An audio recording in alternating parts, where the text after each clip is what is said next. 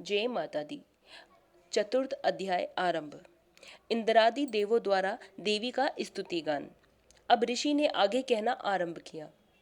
जब दुरात्मा दानव महिषासुर तथा उसकी राक्षसी सेना का ध्वंस देवी के हाथों हो गया, तब इंद्रादि देवता भूमि पर मस्तक टेक कर देवी दुर्गा की स्तुति करने लगे। हर्षातिरेक के कारण उनके सुंदर अंगों में रोमांच हो रहा था।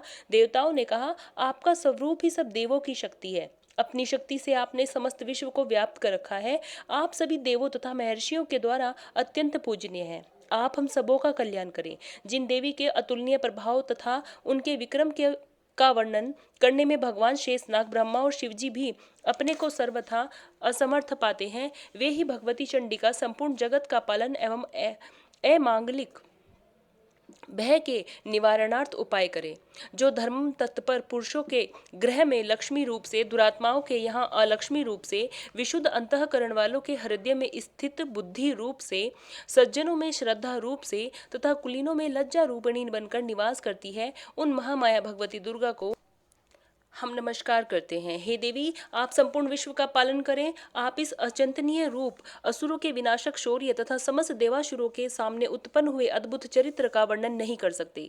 सृष्टि की उत्पत्ति में आप ही कारणभूत हैं। आप तीनों गुण सत्व रज और तम आप में तीनों गुण सत्व रज और तम विद्यमान है, तथापि आपका संसर्ग दोषों से नहीं होता है। आपके महत्व को भगवान विष्णु और शिव जी भी नहीं जान सकते। इस चराचर जगत की उत्पत्ति आपके ही अंश से हुई है। आप ही समस्त प्राणियों के लिए आधार स्वरूप हैं। आप ही एकमात्र सबके लिए मूलभूत अव्यक्रता प्रकृति है। हे देवी, यज्ञाहुति में जिसके उच्चारण मात्र से भी सभी देवों की तुष्टि होती है, आप वह स्वाहा आप ही हैं।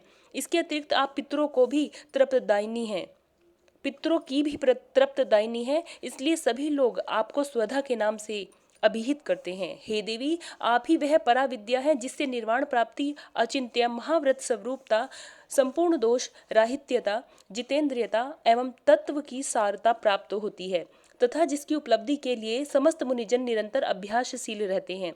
आप ही शब्द स्वरूप अत्यंत निर्मल ऋग्वेद, यजुर्वेद तथा उद्गीत के मनोहर पाठ से युक्त पद्यबद्ध रूप में सामवेद की आधार है। आप ही देवी तीनों वेद और 6 ऐश्वर्यों से युक्त भगवती हैं। सृष्टि की उत्पत्ति एवं पालन के निमित्त आप ही वार्ता के रूप में प्रादुर्भूत हुई हैं। आप ही इस जगत के महान कष्ट की नाशिका है। हे देवी, संपूर्ण शास्त्रों के तत्व ज्ञान की प्राप्ति के लिए आप ही मेधा शक्ति हैं।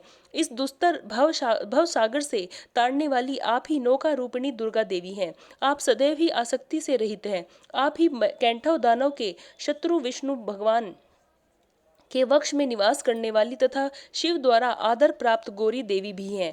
आपके मुखमंडल मधुर हास से पूरित स्वच्छ पूर्ण चंद्रबिंब के समान तथा उत्तम स्वर्ग की मनोहर आभा से आलोकित हैं। फिर भी आपके इस अनुपम रूप राशि को देखकर राक्षस महिषासुर ने क्रोधाविष्ट होकर आप पर आक्रमण कर दिया। यह अत्यंत आश्चर्यजनक घटना है। हे देवी, जब वही मुखाकृति क्रोधपूर्ण मुद्रा में उदयकालीन चंद्रमा के समान रक्ताभ तथा वक्र भ्रकुटी के कारण भीषण हो उठी, तब महिषासुर के प्राण क्यों नहीं निकल गए? यह बहुत ही आश्चर्यजनक बात है, क्योंकि क्रुद्ध यमराज के सन्मुख ऐसा कौन जीवधारी है जो प्राण धारण में सक्षम हो सके। हे परमात्मा स्वरूपा देवी, आप प्रसन्न हो। आपकी प्रसन्नता पर ही सृष्टि का कल्याण संभव है एवं कुपित होने पर कितनों का ही विनाश हो जाता है। यह बात अनुभव द्वारा प्रत्यक्ष लक्षित हुई है। महिषासुर की विशाल वाहिनी आपके क्रोधानल में पड़कर क्षण भर में ही भस्मीभूत हो उठी। आप सदैव ही अभ्युदय कारिणी हैं।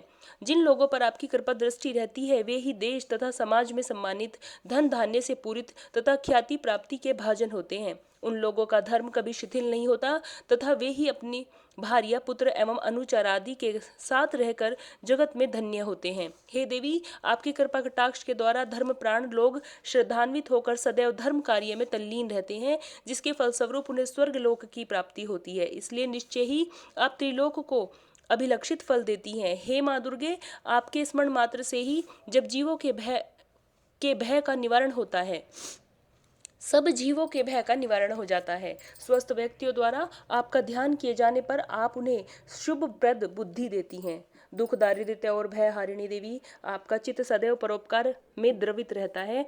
आपके समान इस जगत में ऐसा दूसरा भला कौन है?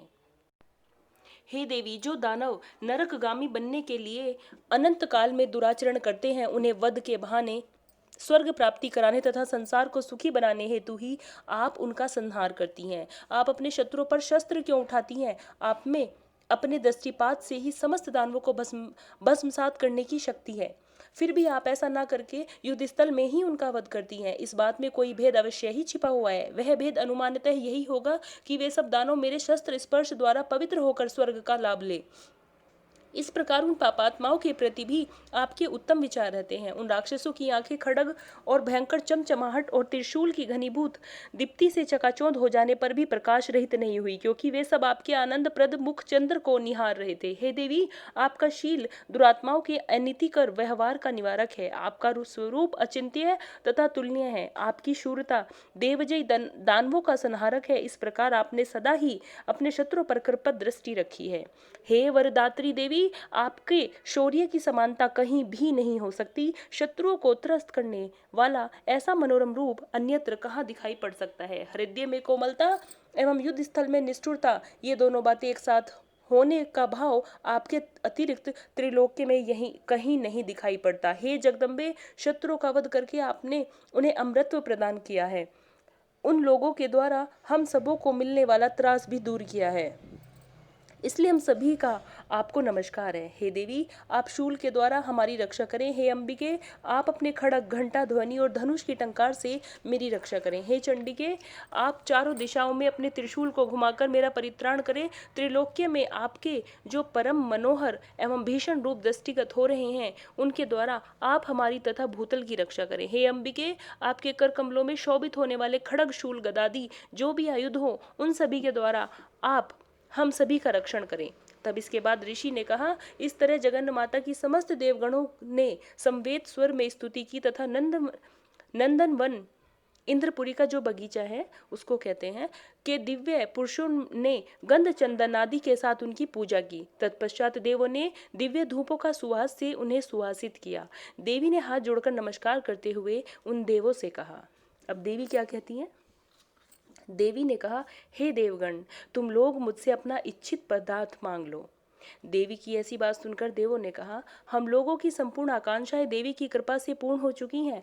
अब कुछ भी पाने की चाह नहीं रह गई। हे महेश्वरी, आपने हमारे प्रबल शत्रु महिषासुर का वध किया है, फिर भी आप यदि अनुग्रहवश हम लोगों को कुछ भी देना चाहती हैं तो हमारी लालसा है कि हम जब भी आपका स्मरण करें तभी आप दर्शन देकर हम सभी का कष्ट दूर करें। हे प्रसन्न वंदनाम्बिके, जो भी कोई इन स्रोतों द्वारा आपका